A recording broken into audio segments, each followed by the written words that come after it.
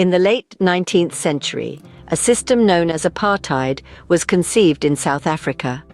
This system, crafted and enforced by the ruling white minority, was a brutal form of racial segregation that oppressed the black majority for decades.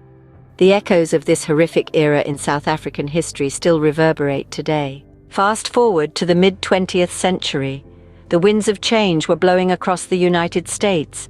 The civil rights movement was in full swing, challenging the deep-seated racial segregation that had long marred the American dream. It was a battle for equality, for the right to live without the constraints of color lines. And then, in 2008, a historic moment.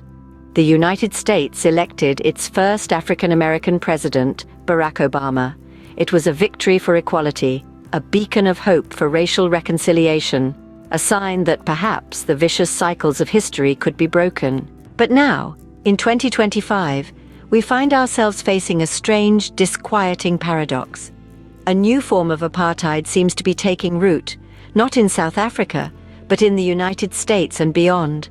And it's being perpetuated, not by a white minority, but by an African American in the White House. This new form of apartheid is not about race, but about ideology. It's about silencing those who disagree, about creating a world where only one view is acceptable. It's about building walls, not between races, but between ideas, between hearts and minds. The question then arises, how can we, as global citizens, respond to this growing threat? The answer lies in the lessons of history. We must remember the struggle against apartheid in South Africa and the civil rights movement in the United States. We must remember the courage of those who stood against injustice, who refused to be silenced.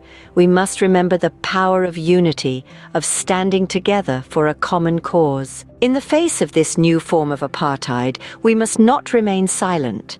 We must stand against the imposition of ideological boundaries, against the stifling of free speech and free thought. We must stand for diversity, for the right to dissent, for the freedom to think differently. The fight against apartheid is not over. It has simply changed shape. But just as the world stood against apartheid in South Africa, so too must we stand against this new form of apartheid.